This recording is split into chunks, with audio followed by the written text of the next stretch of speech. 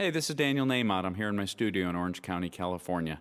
Today I want to sing for you a song called What Home Means Now from my CD called Home. A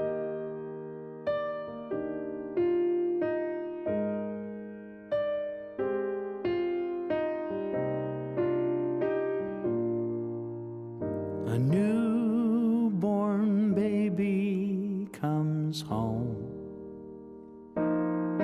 to a world she's never known. Every sight a surprise, every time she opens those eyes. And for years still to come, as she learns to crawl, walk, then run. Every time that she cries, she's held till the hurt subsides. And home for her means she's safe and sound as she's wondering and wandering about. She can find her way, and at the end of each growing day, she knows she's okay, though she doesn't know how. That's what home means now.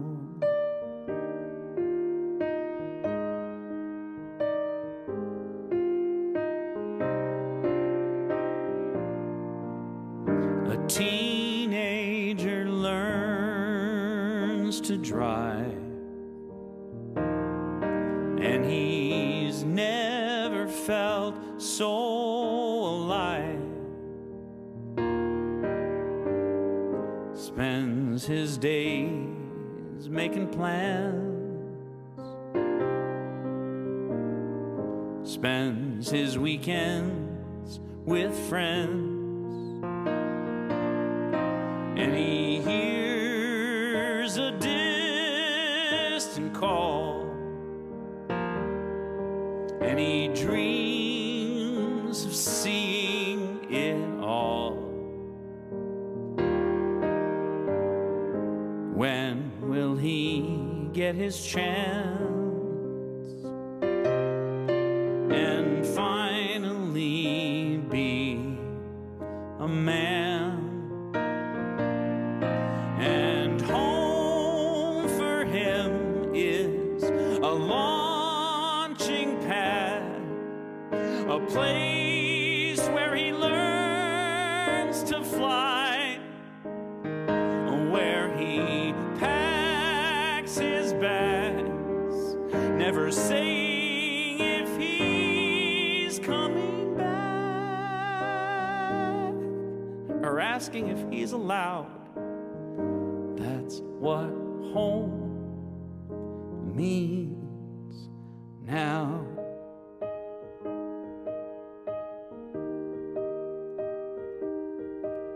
Then a man meets a woman and sees in her everything he's ever wanted in life. And they join hand in hand and become a new family, their own adventure to find.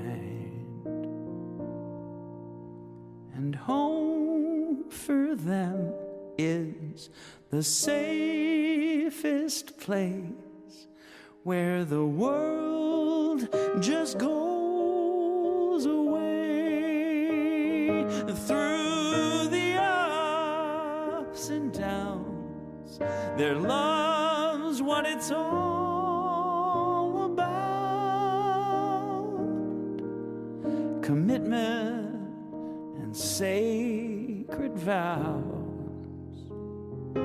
That's what home means now.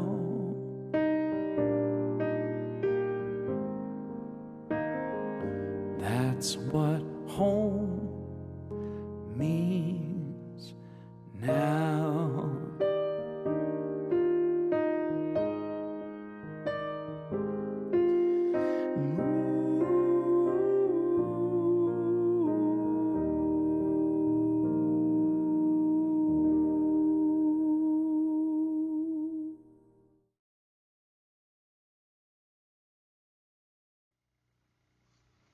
Good evening, everyone.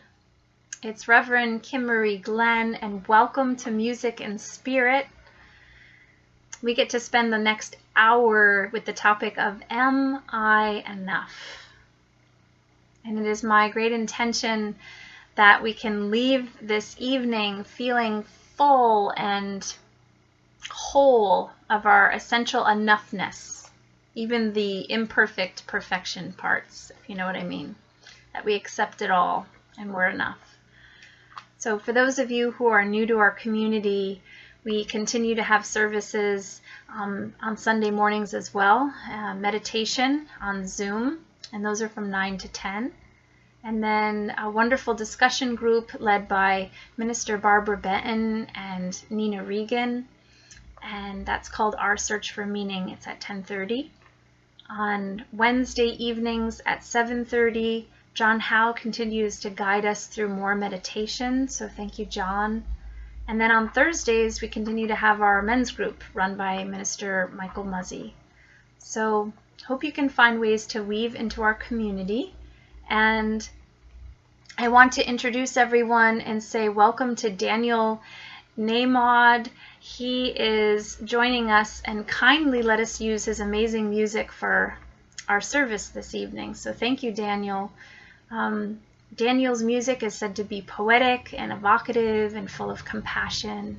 I really do hear that. I also hear a lot of heart, so I hope you enjoy him. He's been a performer for the Parliament of World Religions in Toronto, and he's played with famous people like Neil Donald Welsh and Deepak Chopra and Marianne Williamson. So grateful to have you with us this evening, Daniel. And speaking of Marianne Williamson, I'm actually going to use her for our opening words. When I think about Am I Enough, this piece comes to mind, and I'm sure some of you have heard some of it, but it really fills me with that I am enough feeling. She says that our deepest fear is not that we are inadequate. Our deepest fear is that we are powerful beyond measure. It is our light, not our darkness, that most frightens us. We ask ourselves, who am I to be brilliant and gorgeous and talented and fabulous? Actually, who are you not to be? You are a child of God. You are a child of God. Your playing small does not serve the world. There is nothing enlightening about shrinking so that other people won't feel insecure around you. We are all meant to shine as children do. We are born to make manifest the glory of God that is within us. It's not just in some of us, it's in everyone. And as we let our own light shine, we unconsciously give other people permission to do the same.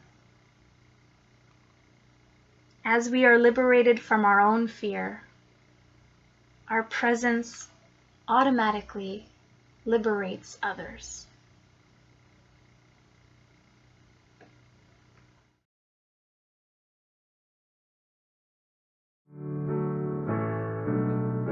Love is my decision.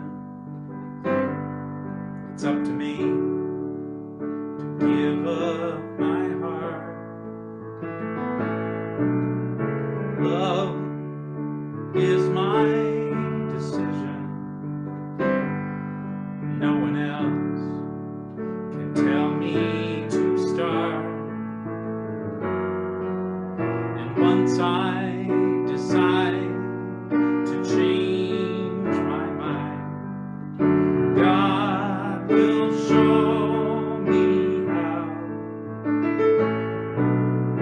Love is my decision right here and now. Sing with me. Love is my decision. It's up to me. It's up to me to stand on that bridge. To stand on that bridge. Love is my decision. No one else can make me forgive, can make me forgive. Once I decide to change my mind, God will show me how. God will show me how. Love is my decision right here and now, right here and now. One more time, here we go. Love is my decision. It's up to me. It's up to me to dance down that road, to dance down that road. Love is my decision.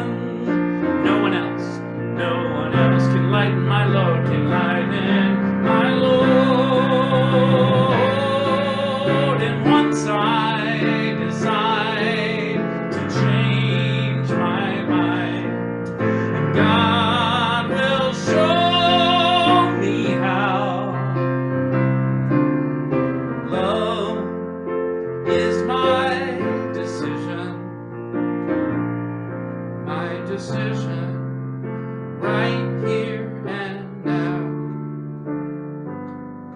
My decision right here and now.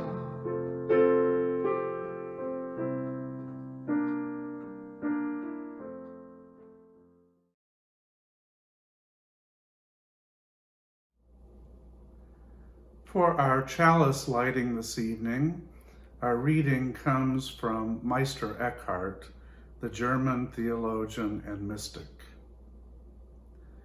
In the spark of the soul, there is hidden something like the original outbreak of all goodness, something like a brilliant light which incessantly gleams, and something like a burning fire which burns incessantly. This fire is nothing other than the Holy Spirit.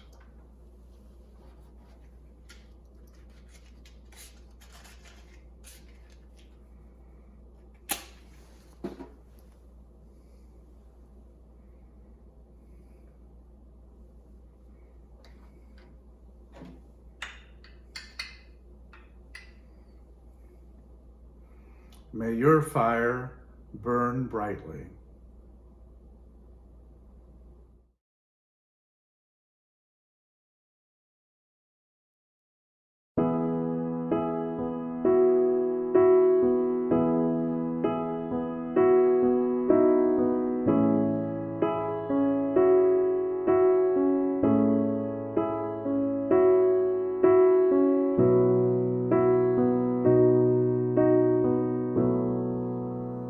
When my hands were emptied, when my hope was gone, I couldn't help but wonder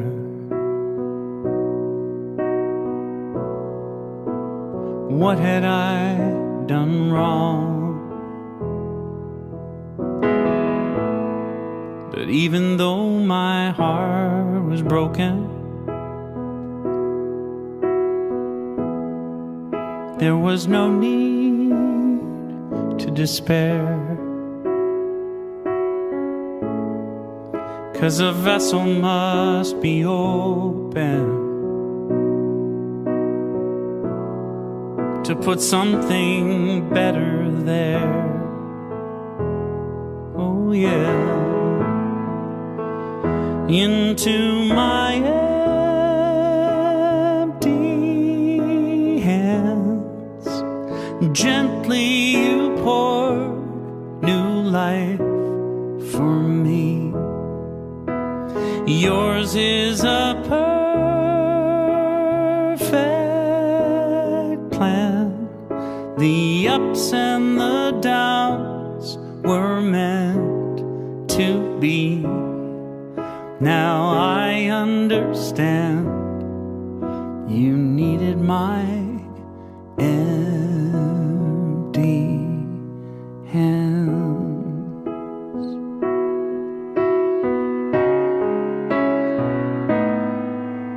So forgive me when I doubt it. I admit sometimes I do. Or consider giving up, 'cause I cannot see the truth. I know I'll never go without it. Your deep and abiding love, oh love, into my empty hands, gently you pour new life for me. Yours is a perfect plan. The ups and the downs were meant to be. Now I understand you needed my empty hands.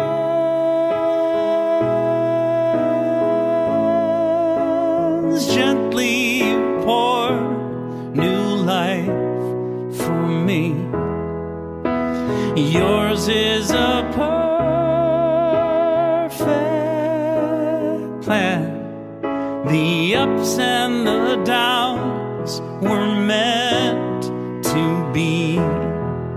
And I cannot help but cry to think of the gifts you've given me.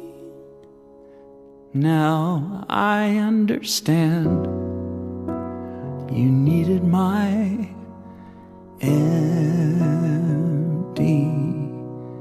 hands. Oh, thank you for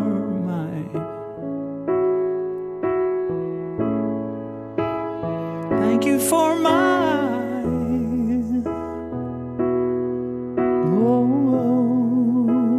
thank you for my empty hands.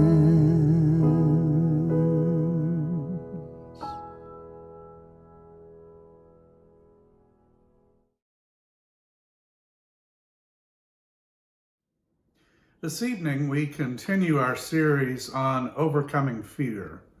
Last Sunday we considered the question, is there enough? And tonight we consider another question, am I enough? And next week, Reverend Kim Marie will bring a homily about rising up out of fear.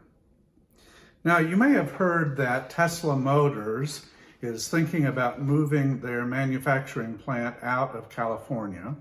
And already cities are trying different ploys to get Tesla's attention and to convince them that their city is the place to locate. And as I read the news stories about this development, it reminded me of an old story about Bill Gates holding an interview to hire a new law firm. And the way this story goes is that he announced there would be a group interview at his mansion, and so his estate was swarmed with attorneys who wanted to get the job. And he led them around the back of the house to a large pool, and this swimming pool was filled with flesh-eating piranha. The attorneys stood around the pool, and Gates explained, the one person who jumps in and is able to swim all the way across the pool without any bodily harm will get my business. And instantly, an attorney named Carl was in the water, swimming furiously toward the other side. When he got there, he hauled himself out and began panting furiously. And Gates said to him, "Bravo, you have just earned my business." And Carl, as he struggled to compose himself, said, "I just want one thing, the name of the guy who pushed me in."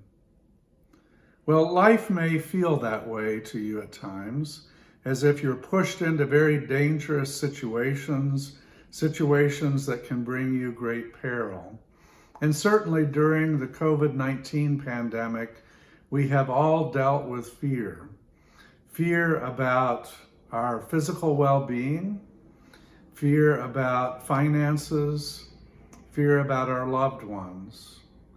And so it's not unusual that during this time, we would find ourselves asking the question, am I enough? Do I have what it takes to battle this virus? Am I able to provide for myself, for my family?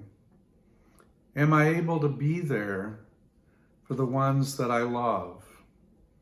And so tonight we'll take a deeper look at what it means to find the self-sufficiency that lives within each one of us. Matthew Fox is an Episcopal priest who's written on the subject of original blessing. And Matthew wrote about this topic because so many religious constructs hold that human beings are flawed, that they're imperfect, and try to tie this to a scriptural teaching from a faith tradition. But Matthew points out in his book on original blessing that across the religious traditions, there's actually the opposite of that teaching of human frailty and brokenness. And instead, Matthew finds, as we look at the source scriptures of Hinduism and Buddhism, Islam, Judaism, Christianity, we actually find a strand of wisdom that teaches that we are enough. So as we seek an answer to this question about our own self-sufficiency, I have two questions for you this evening. The first one is, do you want to be enough? Now, that may seem like an odd question, but whether it's sufficiency to deal with a physical ailment, or financial woes, or anxiety, or relationship problems, whatever our dis-ease, the question is, do we want to be enough?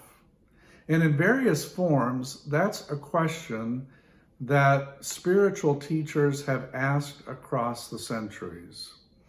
Because the truth is that our mental framework defines how we experience our lives. And then the second question I'd like to explore is, are you living your life by design or by default? So another way to think about that question is, are you living your life as a reaction to external forces, or are you living your life from a place of strength and power? So why is it that we sometimes shrink back from wanting or allowing ourselves to be enough, or from living by design? Now, I have noticed that our lives often contain two reasons that cause us to do that. The first is safe problems, and the second is big gulps. So first, let's consider safe problems. For us to choose to intentionally create something is risky. If you've ever written a poem, or created a piece of furniture, or painted a picture, or written a story, anything that involved creating from your heart, you know that to share that with other people can be risky. We can risk rejection. So to create something amazing, we have to be able to jump in and risk the bruises that sometimes come with that. So safe problems are the excuses that we tend to throw up as a way from moving forward in our lives, from jumping into something new. What are some examples of safe problems? It might be phrased like this: I don't have enough money yet, or I don't have enough education or training to do that, or I need to grow before I try that, or simply, I'm too busy. But those excuses that we tend to throw up, those safe problems, are not the real problem. The real problem is fear, and allowing fear to grip us and paralyze us. The fear of moving forward. In his great essay about spiritual laws, Ralph Waldo Emerson says this: "Let us take our bloated nothingness out of the path of the divine circuits." In other words, let great things flow. Now, Mary Mannon Morrissey suggests that there are 9 fundamental fears that keep us from allowing ourselves to be enough. Let me just review these and ask you if you have experienced any of these recently. The first is a fear of being judged wrong or bad or imperfect. Fear of being worthless, unworthy, or inconsequential. A fear of failure, of being incompetent. A fear of abandonment or being ignored. I know that's something many have dealt with during this time of quarantine. A fear of being overwhelmed with more than we can handle. A fear of missing out or being limited in some way. A fear of being blamed. A fear of showing weakness or vulnerability. And finally, and this might be the biggest one, a fear of being unlovable. So to experience our full sufficiency, we have to be able to recognize these fears, to acknowledge them, and to be willing to move beyond them. Unfortunately, sometimes we engage in a kind of spiritual bypass, where we engage in a spiritual practice, be it meditation or another practice, to try to avoid dealing with the fear. But the truth is, we need to learn to sit with that fear, to be with it, to acknowledge it, and to recognize it.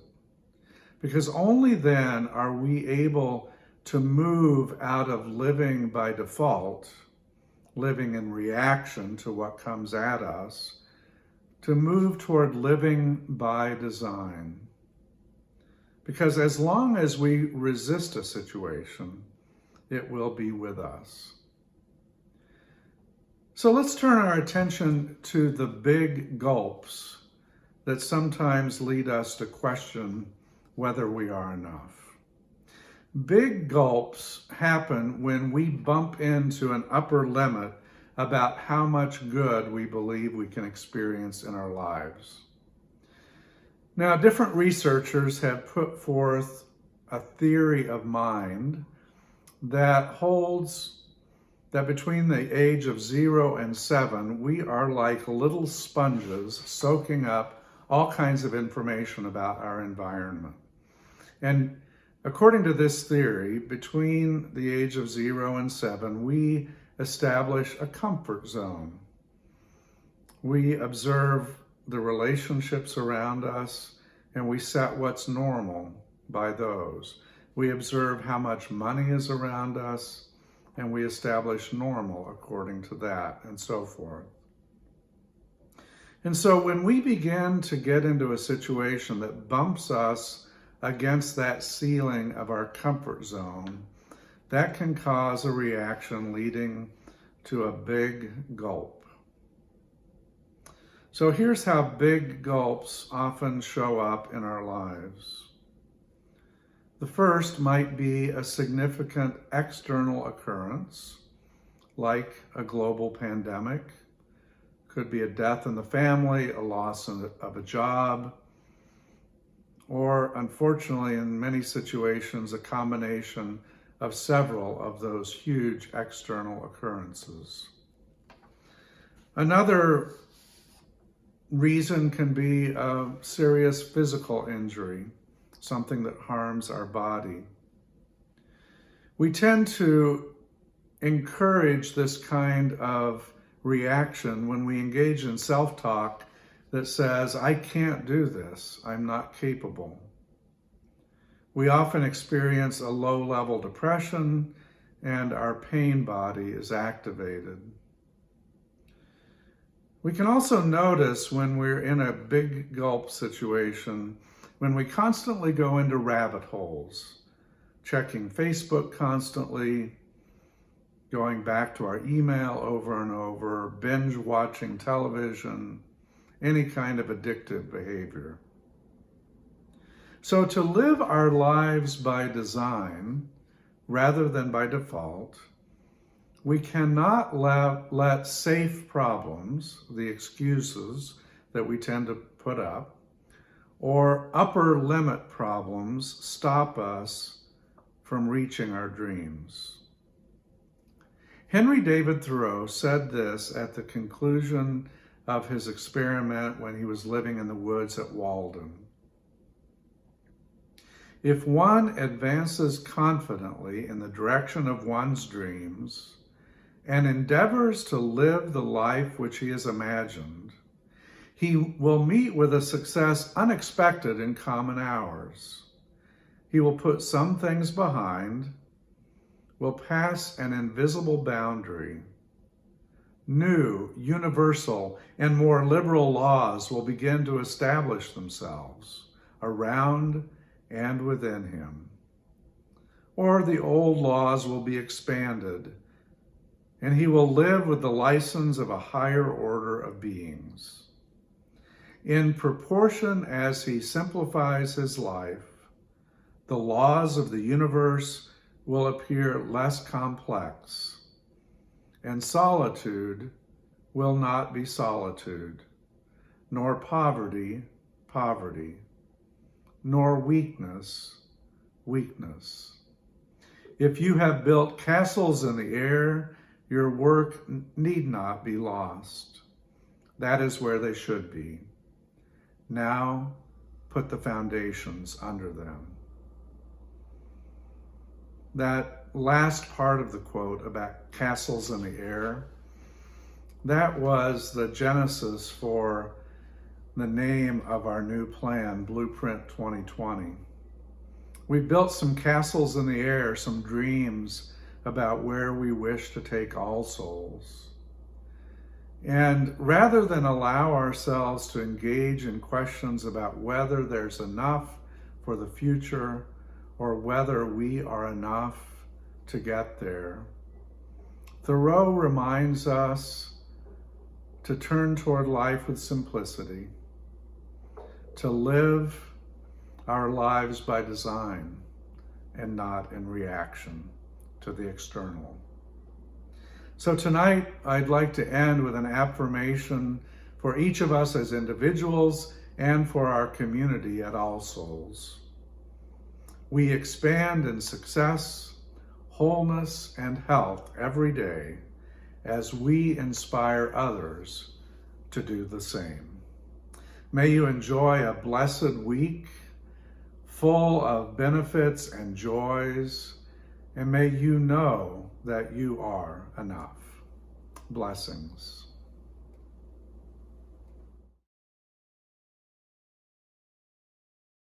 So get ready, my soul.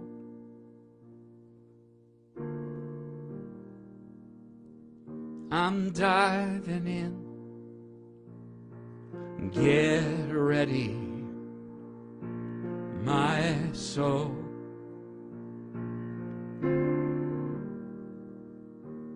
I'm diving in to the deepest kind of love, to the sweetest kind of life. Get ready,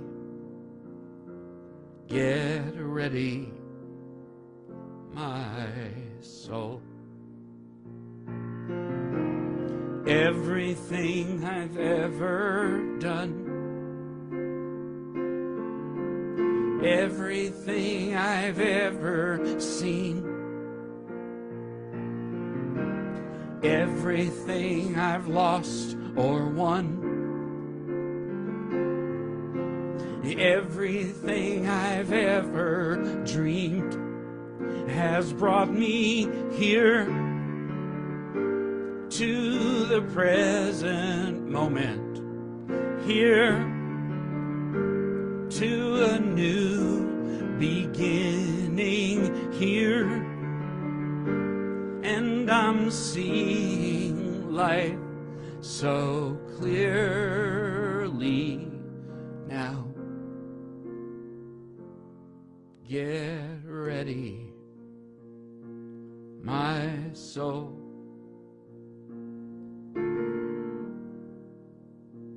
I'm diving in. Get ready, my soul. I'm diving in to the deepest kind of love, to the sweetest kind of life. Get ready, my soul.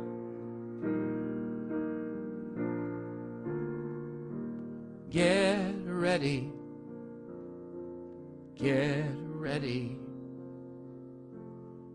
my soul.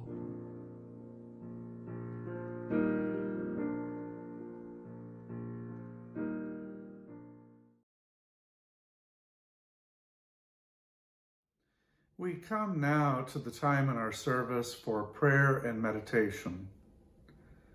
And so as we join together for this special time, I invite you to find a spot wherever you're watching, a place that feels comfortable, a place where you can let go and go deeply within.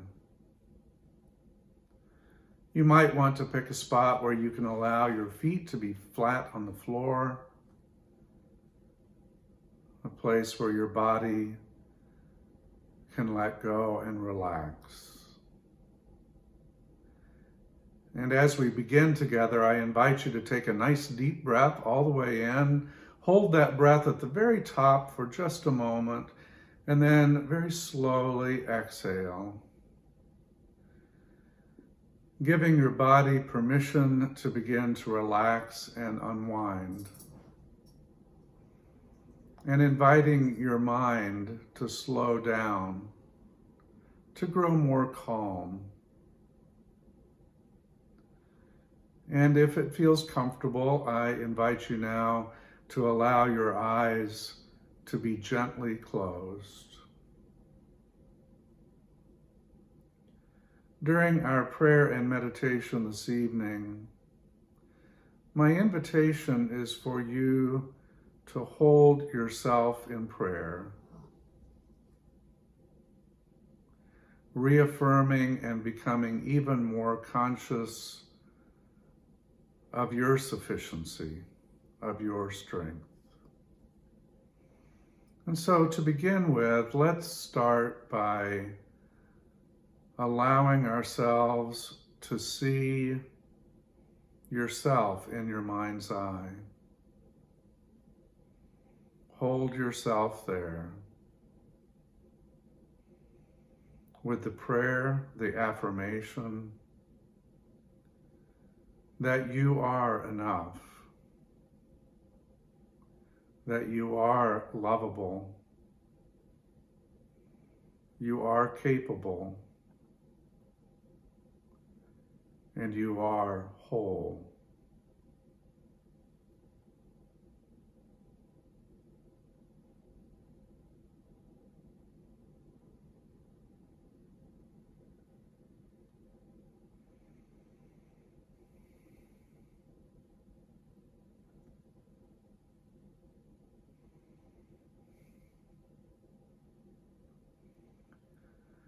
Continuing to hold yourself in your mind's eye and in your heart,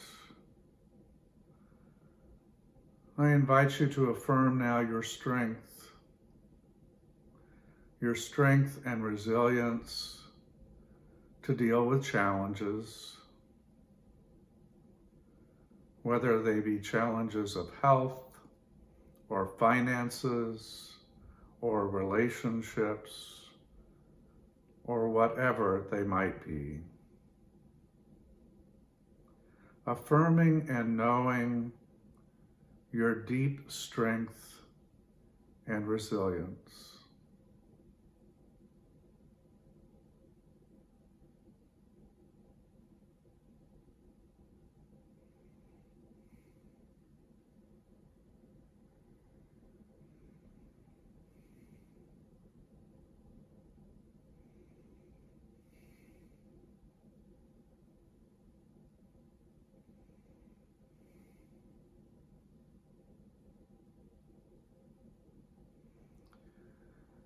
Continuing to hold yourself in your heart, in your mind's eye.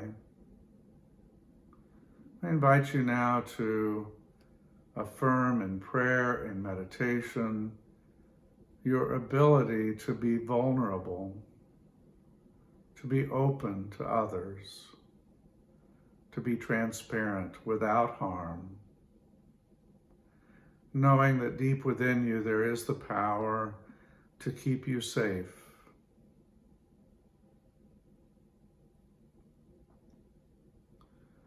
Opening ourselves to greater vulnerability.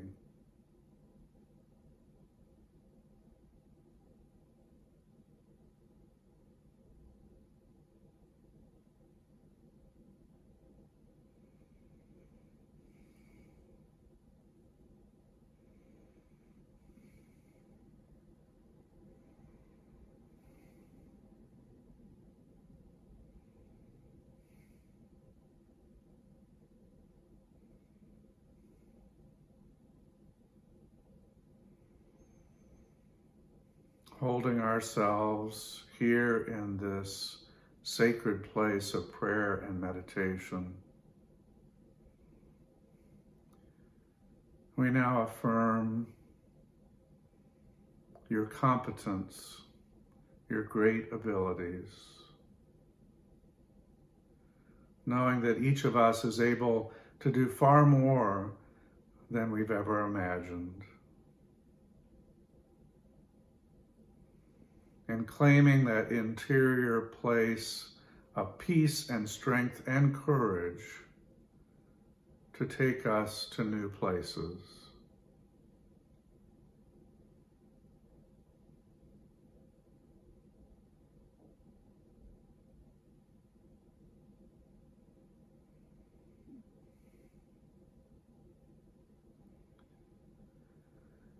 And so as you hold yourself there in your mind's eye, in your heart, extend yourself unconditional love and acceptance.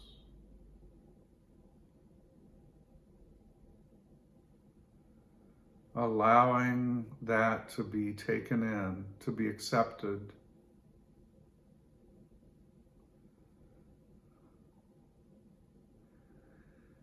And now turning to share that love and acceptance with all those around you,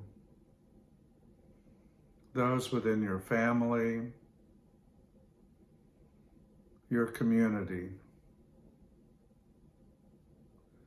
those who are in deepest need, the sick, the lonely, those in prison,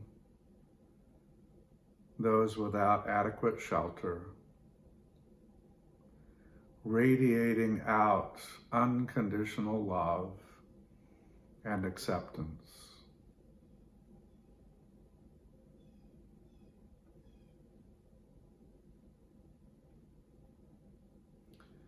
And tonight it is our prayer that All Souls Interfaith Gathering is a spiritual community that truly affirms and acknowledges the great resources within each of you, that respects and honors those, and allows us each to shine in our own way.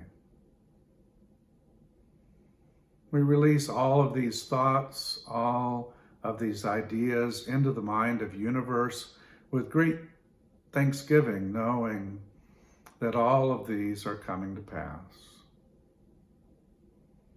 And so it is. Amen.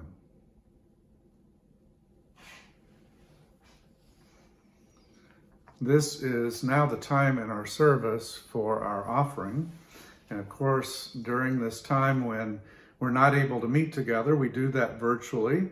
And you can do that a couple of ways. The easiest way is to go to our website, allsoulsinterfaith.org. And there at the very bottom of our homepage, you'll see a link that you can click that allows you to make a donation online. Of course, you can always send a check or cash by mail to our office as well. We do like to join together in an offering blessing, and we recognize that finances aren't the only way that we give to All Souls. Many people give of time and talent, and so I invite you to take your hand and to close around a symbol of what it is that you're giving, whether it's money, time, or talent, as we offer this blessing together. Divine love as me blesses and multiplies all that I am, all that I have, and all that I give. Now, I just wanted to mention that after the conclusion of music and spirit service this evening, you can join us on Zoom for a virtual social hour. We really miss seeing all of your beautiful faces and the time that we had to socialize and visit with one another after service. So we invite you to do that this evening from 6 to 7 p.m. You can do that for a short time or for the entire hour. There's no agenda other than to be together in love and in fellowship. We hope to see you there.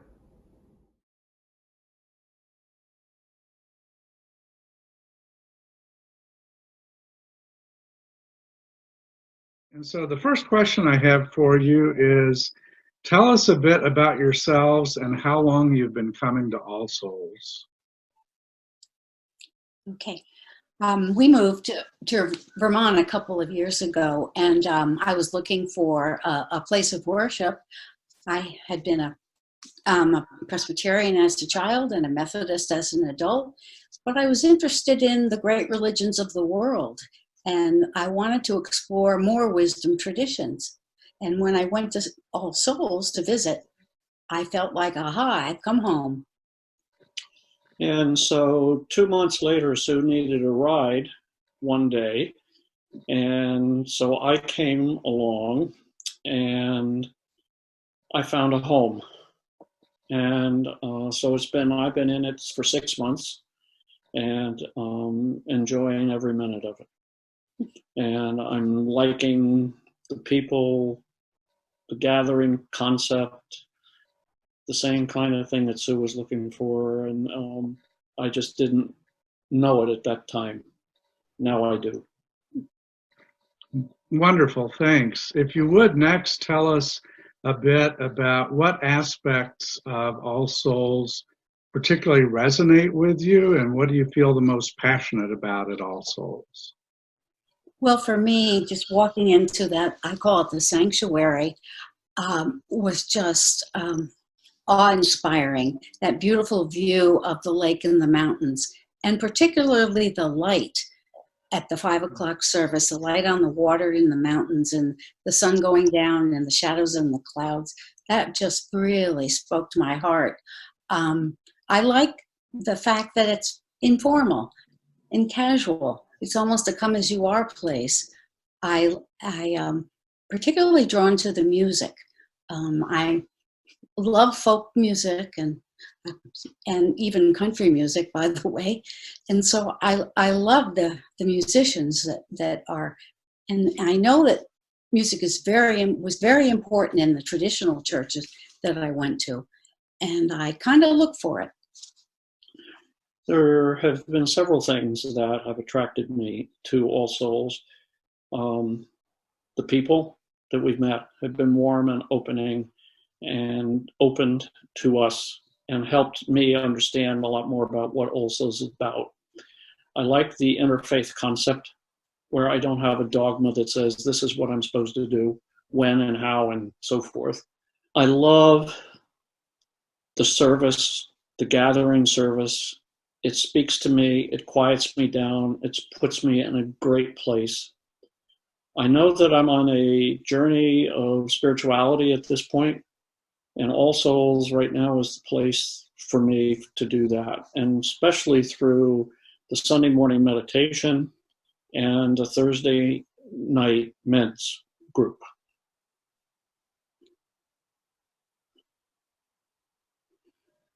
Thank you. If you would next share with us a little bit about how you made the decision to give financially to All Souls and why you do that. Sue and I both feel strongly about supporting All Souls, especially because we like its mission statement of inner purpose, inner peace, and connection to a divine source. And especially to the part that says living purposeful lives in harmony with one another, other creatures, and the earth itself. So we have committed to supporting All Souls, and we ask each of you to contribute to the 2020 Stewardship Campaign, All In. We have, and we ask you to join us today. Okay, thank you so much for being with us this evening. It's a delight to have you as part of our service tonight. You're Thank welcome. you. Glad Glad we to could be do here. it.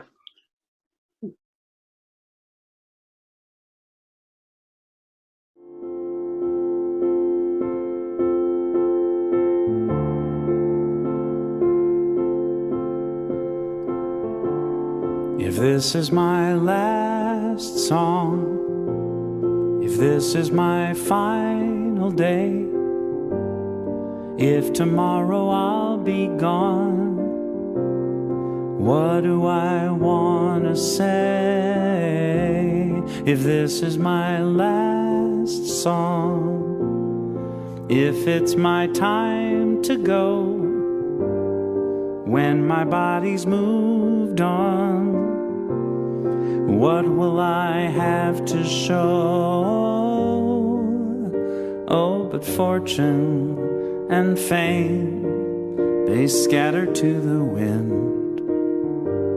The things that make a name just don't matter in the end. But is the world a little more peaceful? Oceans and skies a little more blue? Is humankind a little bit wiser about the good that we can do? Does the sun shine a little bit brighter where before there was only rain? If so, then I'm glad I came. If these are my last words for all of the earth to hear, if all that I have ever been is about to disappear, if these are my last words, there's nothing that I need to say. I have only tried to serve. It's never been about talking anyway. So much hurt there is to heal, it's hard to understand. All I can hope to feel is that I am doing what I can.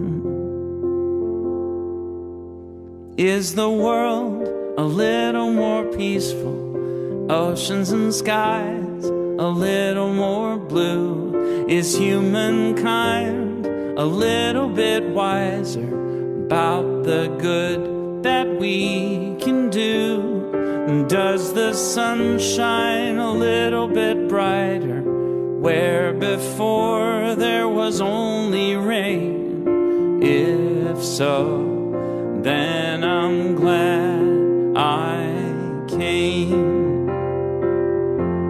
Have I given hope to the hopeless? Has a hungry soul been fed? Has a child stood a little bit taller because of something that I said? Have I left a little kindness? Have I eased a little pain? If so, then I'm glad I came.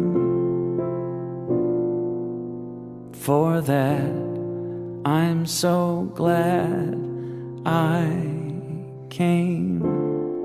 If this is my last song, what do I leave behind? What do I pass on if I am out of time?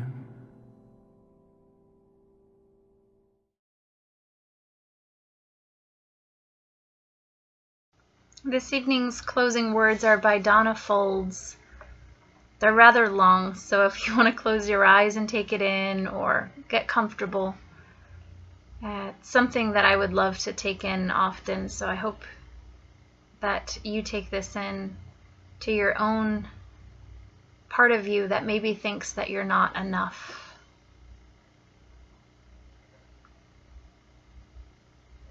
It's enough to offer love, no matter how imperfectly received or given. It's enough to try and fail at a difficult task.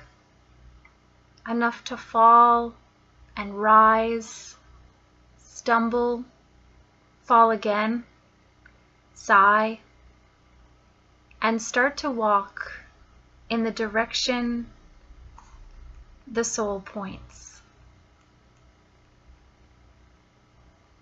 It's enough to seek peace and find pain,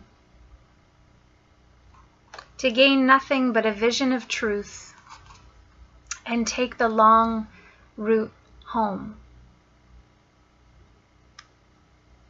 It's enough to feel temptation, the dance of the senses, the hot pull of desire, enough to call on God. Walk through fire, sleep and cry and fear, or welcome dying. It's enough to be and breathe, to feel the touch of wind on skin.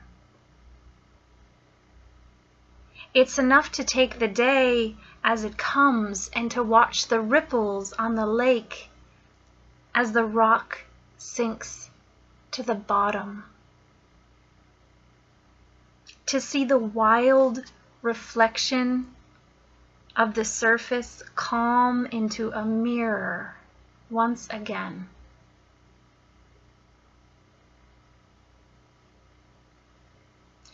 It's enough to hear the voice of fear and hide or seek it out and find the shame or the shadows. It's enough to set out to tame demons and watch them multiply instead. It's enough to be buffeted by the winds of change and not blown over. I and you and all of us, more than enough. I and you and all of us, more than enough.